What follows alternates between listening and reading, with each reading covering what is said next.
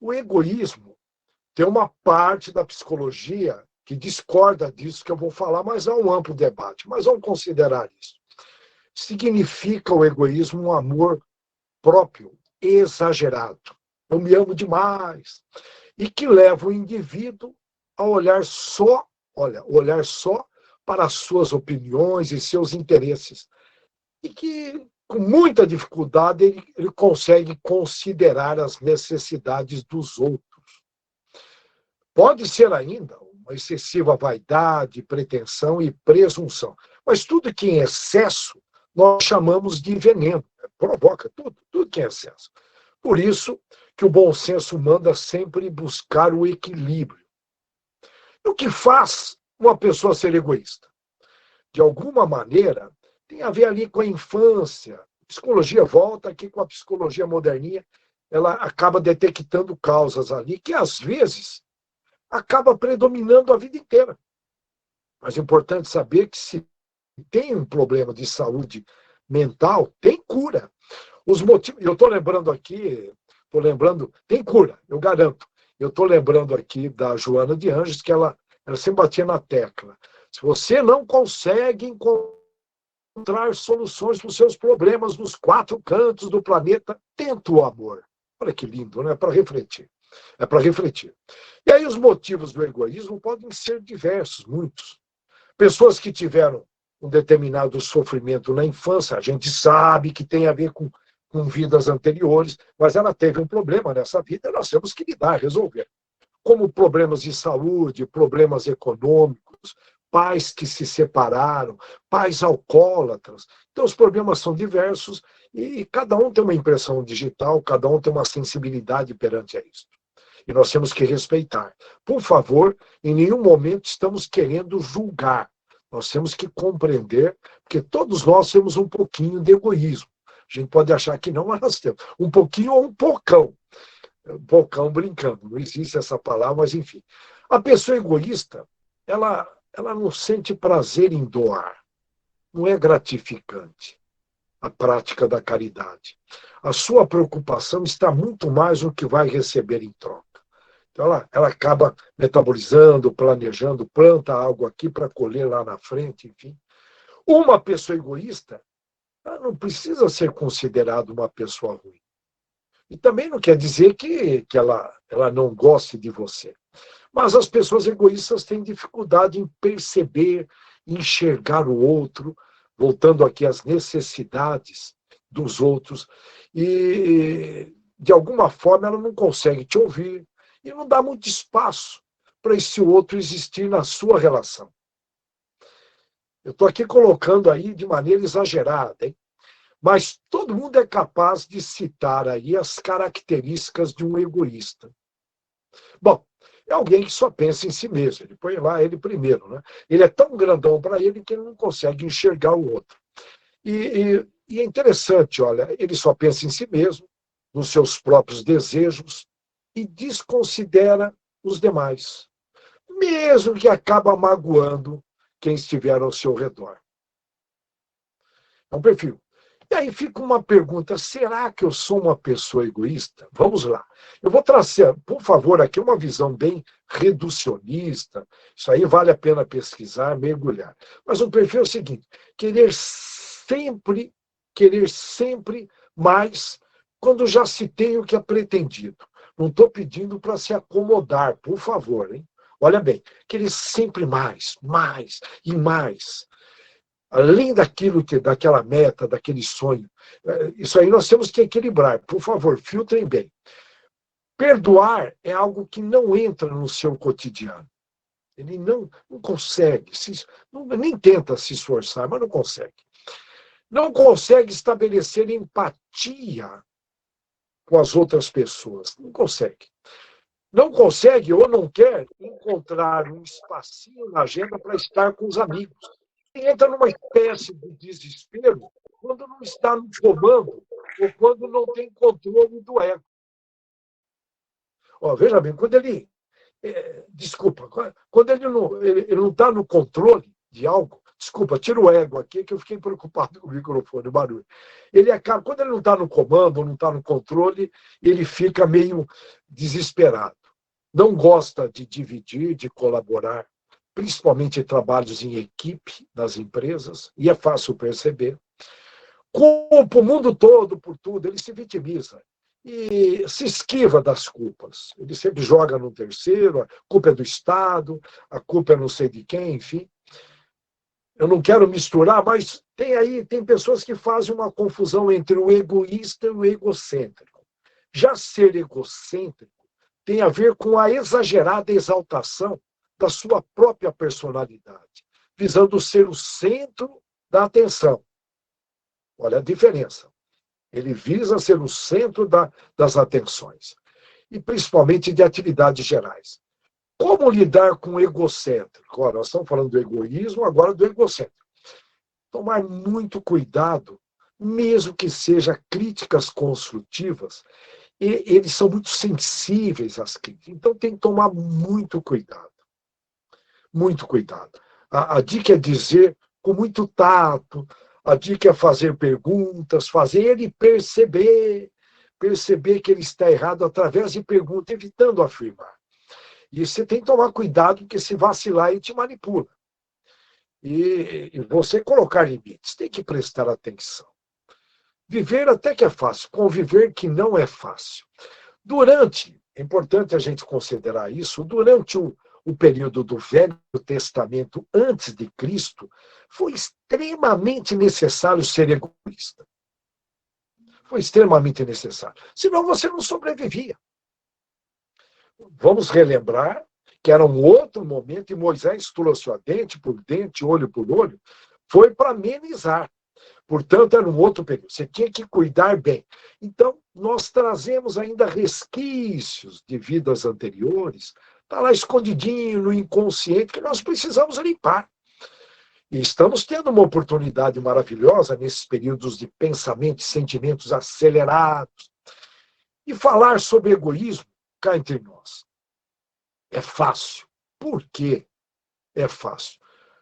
Porque todos nós temos um pouco de egoísmo dentro de nós. Eu me considero um egoísta. Eu até achava que não era, e tive alguns exemplos que eu não vou entrar em detalhes, senão eu vou desabafar aqui com vocês. Mas é fácil, porque a gente sempre tem. Estamos aqui exatamente para debelar o tal do egoísmo e do orgulho, que são as causas de todos os males. Sem perceber, nós andamos com duas placas invisíveis aqui ao nosso redor. O que eu ganho com isto? Uma placa invisível. O que eu perco com isto? São duas forças vetoriais aqui, que me direcionam. O que eu ganho, o que eu perco? O tempo todo nós estamos fazendo isso, sem perceber. E é aí que a gente acaba demonstrando o egoísmo em determinadas situações. Quem sou eu? Sou eu e as circunstâncias que estão ao redor. Eu não fui testado ainda em certas situações, mas falar, peraí, ô bonitão, pô, não sabia, mas eu sou egoísta, você está sendo egoísta. Então, a vida ela vai propiciando essas experiências maravilhosas para a gente se conhecer e debelar o tal do egoísmo. São raras as pessoas que não têm algum interesse egoístico nas relações. São raras. Por um motivo ou outro, sempre tem. Geralmente, tem as exceções. Vou pegar alguns exemplos. Quando a gente acha que a nossa opinião é a melhor, no trânsito, a gente acha que nós estamos certos. Nas pequenas coisas, desde uma pequena impaciência, tem um toque de egoísmo. Deixar de ajudar alguém quando você percebe que a pessoa está precisando. Você não está doando. Doar tempo para uma pessoa invisível, vocês me entendem. Vocês me entendem o que significa uma pessoa invisível? Um morador de rua. Certa vez eu abordei um morador de rua e comecei a conversar com ele e tal. Eu falei, você está precisando de algo? Ele falou, não. Eu só estava precisando conversar com alguém. Eu falei, meu Deus, cara, eu não tenho noção mínima nessa vida. Não sei se em vidas anteriores, lógico, nós devemos ter passado por isso. Mas dar atenção para o morador de rua é contrário de egoísmo. Contrário, você deixa de ser egoísta. Dá uma atenção. Fala, ó, hoje eu vou dar uma atenção. Aí a moçada que mora aí beirando a praia, né? Lá no Ceará e aí em Santos, é só andar na beira de praia, você encontra tranquilamente. E puxar uma conversa, levar um calor humano. E a gente acaba não fazendo isso, porque nós sempre estamos correndo atrás dos nossos sonhos, nossos desejos. É eu me amo, sabe? Aquela jogada. Vamos viajar um pouco, né? Você acorda lá naquele domingo de manhã e coloca um som alto que você curte. Eu moro num prédio. Se eu faço isso, cara, eu estou invadindo a privacidade. Né? É um som que eu gosto, mas de repente o camarada não gosta. Né? E é comum a gente ver nos prédios aquele som, lógico, respeitando os horários, mas é aquele som que às vezes você não curte. Né? Cortar fila em banco por ser amigo do gerente, enfim, querer levar vantagens num processo de vendas. O ideal no jogo ganha-ganha na negociação. Nas negociações ali você percebe, né, o egoísmo com muita facilidade. E o legal é praticar um jogo ganha-ganha, que aí você acaba fazendo uma venda de relação. Não fica aquela venda de transação, aquela única que você faz. E é legal quando você aproveita as oportunidades nas negociações. Em suma, tudo que incomoda o outro, a gente tem que prestar atenção, tem que sondar, descobrir, e as pessoas estão mudando. De repente, meu vizinho não ficava incomodado com determinadas coisas, agora passou a ficar. E é interessante a gente estar conversando, convivendo, sondando e respeitar os limites, que se fosse com você, possivelmente você não aceitaria. Isso tem a ver com egoísmo também. E aí fica uma pergunta: quantos por cento eu passo pensando nos meus desejos, nas minhas necessidades em relação aos dos outros? Mede um dia, porque se a gente não mede, a gente não administra, fica usando o verbo achar. Achar uma vida falsa, né? Uma fake life, uma falsa vida. Primeira vez que eu pronuncio fake life, já pensou? Eu fico achando, né, que não, eu não sou egoísta. Meça, quem não mede não administra. Mede, dá uma olhada no dia, cara, eu passo o tempo todo dedicado a mim. Pô, significa o quê? Que eu sou um cara egoísta. Tem que medir. O ideal é um pouquinho mais em direção ao outro, aos familiares, os parentes. E a gente sabe que os parentes são irmãozinhos, geralmente uma boa parte deles que a gente se desentendeu em vidas anteriores, por isso que se colocam juntos. É raro ver aquela família que se amam plenamente. Não estou colocando a palavra amor aqui, talvez indevidamente. E principalmente os casais, devem procurar ser doadores. Não estou dizendo aquele modelo antigo, não, por favor, mas procurar compreender, se esforçar em compreender, é altruísmo, o contrário do egoísmo. Esforçar em compreender. Evitar fazer tantas cobranças. Faz uma vez só, mas fica lá repetindo, repetindo aquela cobrança. E a pessoa está no limite. Então, por isso que os casais brigam, brigam. E não é fácil manter aí um relacionamento duradouro. Tem que ceder, tem que, tem que praticar o altruísmo. Se deixar no egoísmo, meu Deus, cada um vai ficar vendo a parte, vão surgir brigas e separação. Enfim, vocês conhecem muito bem a história. Na visão católica,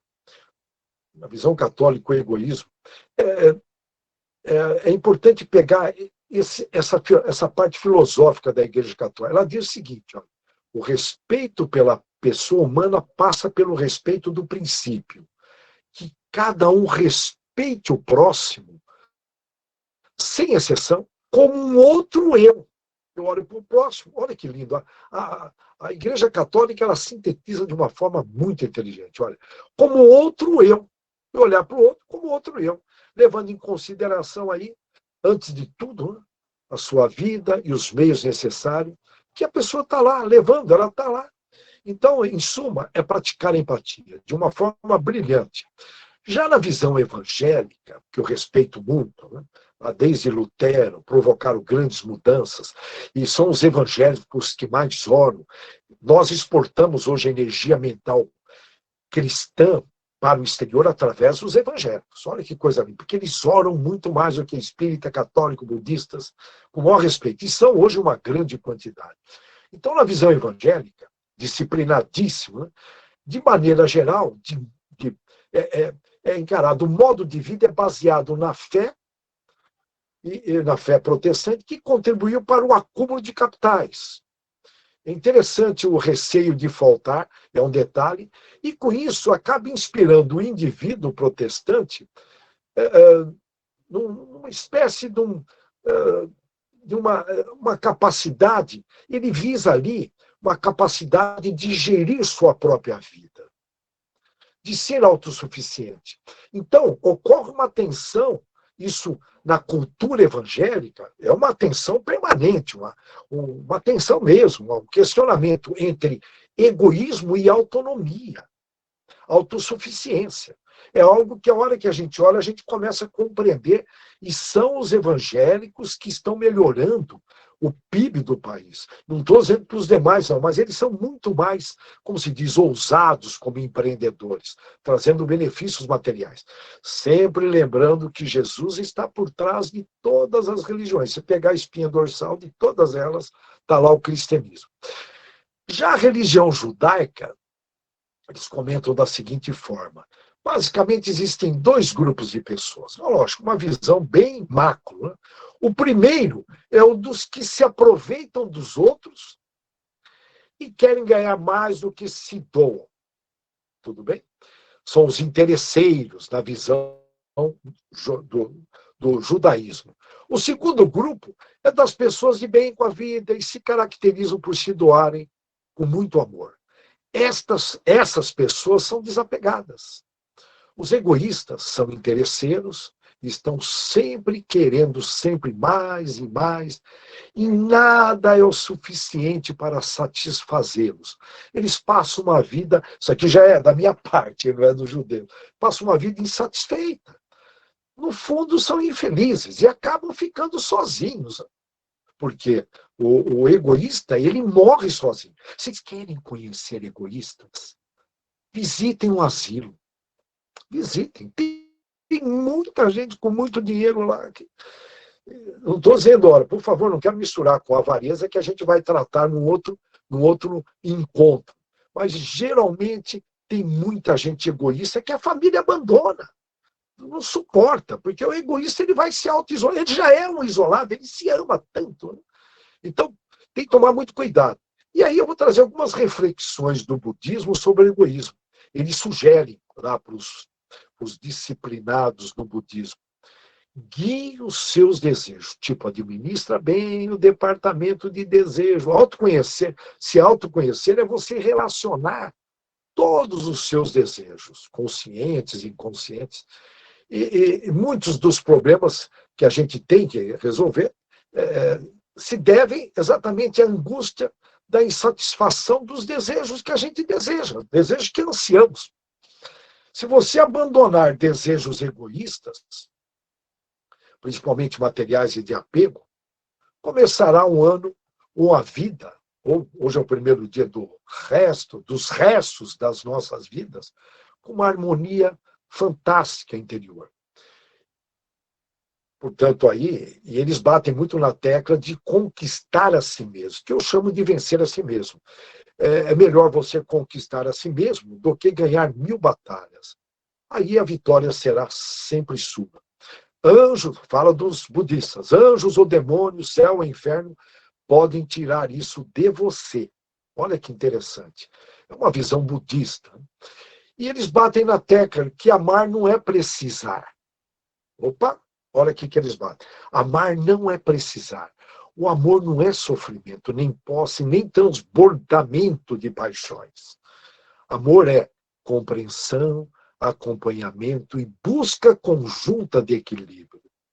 Eu só trouxe aí 3 pilares do budismo, mas, em resumo, eles batem muito nessa tecla. Quando nós dizemos é meu, isso é uma visão budista, nós queremos dizer sou eu, eles se aprofundam, batem aqui em cima do materialista, do mundo ocidental. E eu não vou, eles batem nessa tecla, eu não vou permitir ser tomado por qualquer outra coisa. É interessante, olha, quando nós dizemos é meu, nós queremos dizer sou eu. E eu não vou, isso na visão dele, não vou permitir ser tomado por qualquer outra coisa, é meu. De uma maneira simbólica, simples, essa é uma forma como o mecanismo do egoísmo se manifesta. Precisamos prestar atenção no nosso vocabulário. Em resumo, substituir a viciação, aí saindo do budismo, aqui já numa linguagem nossa, tá? Substituir a viciação do ter pelo ser. Por enquanto, nós somos teres humanos. Ter, de ter, verbo ter. Somos teres humanos, poucos seres humanos. Vai levar um tempo ainda grande para nós trocarmos o eu pelo nós. O próprio vestibular, a escola, a cultura, família, sociedade, a sociedade nos pressiona, e nós somos aí, de repente, nós somos obsediados por encarnados, eles nos pressionam. De alguma forma, e a gente acaba sendo produto do meio, quem presta contas para o meio, quem vive em função do meio, quem vive a vida da sociedade. E a sociedade, ela é impiedosa, ela é discriminatória. Você vai para a Europa, você vê lá eles discriminando o turista. Agora não! Depois da pandemia, eu vi tanto desprezo por turistas, pelos africanos, pelos refugiados. Ô, povo europeu, quando é que eles vão evoluir? Então a gente vê que, de alguma forma, tem aí um preconceito disfarçado em vários países, e alguns bem claro, né, bem nítido. Bom, mas voltando para cá, com o maior respeito aos europeus, né, a gente fica elogiando esse país primeiro mundo, né? A decepção é a visita da verdade, precisamos conhecer bem. Aqui é um planeta de prova e expiação. E aí é muito comum, né? Eu fiz isto, eu sou assim. A gente fala sem perceber, eu, e a palavra tem um poder danado. Já o altruísmo significa o oposto do egoísmo e simboliza uma ação, uma atitude de amor ao próximo. Que aí, quando você está praticando, está sendo altruísta, você está eliminando o interesse seu próprio. Tem tudo a ver com, é um ato de amor. Respeitar os direitos dos outros é um ato de altruísmo. Eu adoraria ver uma associação dos deveres humanos, que é uma associação para nós, não dos direitos humanos, forçosamente. Você vai ter que ser altruísta, contrário de egoísta, não. Não pode ser forçado, o livre-arbítrio. A religião espírita, praticamente, ela deixa a doutrina espírita deixa, entre aspas, que é quase proibido proibir, né? O livre-arbítrio, né? Liberdade. Né? Uma vez que você é responsável dos seus atos, irmão. Não, é meu irmão, eu não sei quem é o governador, essa conversinha não cai. Aí em cima, não.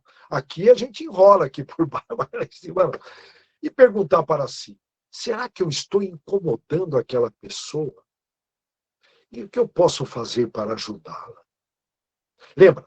Pessoa chata, aquela que fala muito dela para si, fofoqueiro fala do outro para você, e a pessoa interessante fala de você para você. A pessoa interessante é altruísta.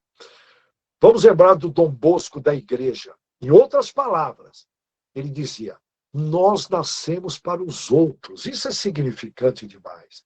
Quando a gente descobre que nós nascemos para os outros, aí sim a gente pode ter o moral de falar: Pai nosso que estás no céu. Enquanto você não fizer isso, faça o seguinte: Pai nosso. Pai meu que estás no céu. Porque o pai é só seu, irmão. Ô egoísta, o teu pai é só seu. Altera o seu pai nosso, irmão. Você não merece, está mentindo. Todo dia, várias vezes. Pai nosso, você não trata outro como irmão. Ah, como é que pode?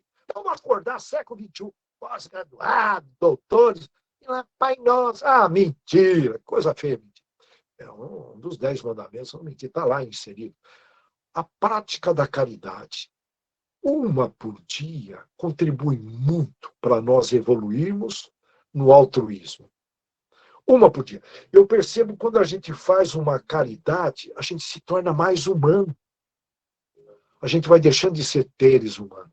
Quando eu faço uma oração, eu percebo que, opa, eu me sinto um pouquinho mais humano. Nem que seja um milímetro, aquela oração bem sentida. Portanto, humanidade tem a ver com isso, olha. A gente fala em humanizar as empresas, as famílias, não é verdade? Olha aí. Eu acredito que só entraremos na regeneração quando uma porcentagem bem acima de 50% da população da Terra se tornar altruísta. psicografia dizem, aí por volta de 2057 nós vamos colocar um pé. Então, possivelmente, nós vamos estar beirando aí 50,01% de pessoas no planeta Terra praticando o amor e a caridade, abandonando o egoísmo. Olha que maravilha. E aí, pergunta de Allan Kardec. Eu sugiro vocês pegarem os livros de Allan Kardec, não leem a resposta dos espíritos, com o maior respeito. Só de ler as perguntas, fala, é muita inteligência. Esse menino foi muito bem preparado. Eu falo menino com o maior respeito, quem sou eu? Lembrando, olha, Allan Kardec foi Platão, antes foi João Batista, olha, Allan Kardec foi Platão, São Francisco de Assis, aí foi Jean Hus, tentou implementar dentro da Igreja Católica, está lá no tomo 1, tomo 2, não é tentar implementar, era resgatar o tomo 1 e o tomo 2, foi um concílio da Igreja que mudou. No tomo 1 e o tomo 2 da Igreja Católica está lá a reencarnação, está tudo que Allan Kardec prega. E aí ele vem como Jean Hus, é queimado pela Inquisição lá na fogueira, lá na Tchecoslováquia. Aí ele vem como Allan Kardec e tudo leva a crer que renasce no Brasil, lá em Minas. O povo mineiro é preparado para receber, não poderia ser um outro estado. A energia mental de Minas é diferente. Quem circulou pelo interior de lá sente isso. É uma energia, é um outro povo, uma outra população, uma população escolhida para amparar energeticamente o Chico Xavier, que tudo leva a crer que foi Allan Kardec. O Brasil foi escolhido. Eu pergunto, o que nós fizemos para merecer estar no Brasil? Na minha opinião, um dos melhores lugares para se estar e mais seguro, fisicamente, moralmente, espiritualmente, na minha opinião. Mas quem sou eu? Estou jogando aqui. E a pergunta de Allan Kardec. Qual é o maior mal da humanidade? Vamos ver quem adivinha essa resposta. Vem dos espíritos. O egoísmo. Dele, a resposta dos espíritos. Dele derivam todos os demais defeitos. Eu vou repetir. A resposta, o maior mal da humanidade, a resposta dos espíritos para Allan Kardec, lá na França. A resposta, o egoísmo. Do egoísmo derivam todos os demais defeitos. Portanto, saem todos os defeitos. Significa o quê? Que se você tem algum defeito, eu sei que eu tenho, pelo menos um, basta ter um. Não, pelo menos um defeito. Eu acho que todos nós aqui temos pelo menos um defeito. Se tiver dúvida, consulte os inimigos, que são verdadeiros amigos, porque eles trazem a verdade. A verdade dói, mas cura. Mas, enfim, pesquise. Se você tem um defeito, você é egoísta. Está lá no livro dos espíritos. Se todos os defeitos derivam, então eu sempre olho o espelho, eu tenho defeito? Tem. Pergunto para as minhas filhas, eu pergunto para os amigos, e a gente vai encontrando nas relações os nossos defeitos. Significa o quê? Que eu sou egoísta. Quando eu eliminar todos os defeitos nessa escola, no hospital e na prisão, eu não sei quantas reencarnações aí, enfim, eu sou carente de reencarnações. E aí, quando eu não tiver nenhum defeito, eu falo, agora sim, você é um cara altruísta, parabéns. Por isso que nós temos de relacionar os nossos defeitos e fazer um acompanhamento contínuo. Lembra aquela dica dos alcoólatras anônimos? Só hoje. Então eu pego um defeito meu, por exemplo, eu tenho uma impaciência com a minha esposa, ou com uma filha minha, eu tenho uma impaciência.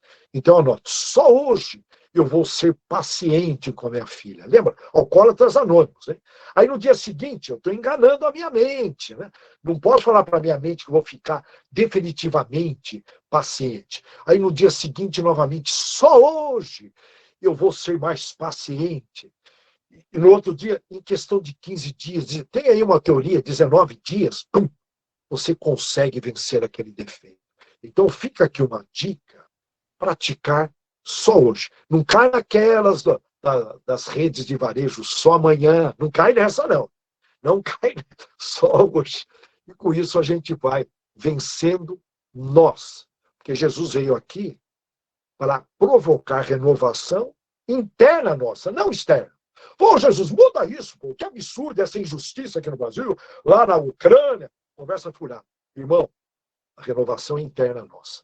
Elimine os seus defeitos, meu Deus, você vai sair luz daqui. Além do mais, vai gerar correntes de amor e caridade, porque onde você passa, você vai passando sem defeito, você vai jogando aquela energia maravilhosa, vai virando corrente, e aí você vai impregnando a pátria do Evangelho, e aí você vai botar um pé no céu. Falo no céu entre aspas. É isto. Que Deus abençoe a todos e que tenhamos uma extraordinária semana, praticando só hoje, eliminando defeitos, progredindo em todos os aspectos. Por quê? Nós podemos. Nós somos filhos de Deus. Nós podemos. E podemos muito mais. Muito mais. Que assim seja.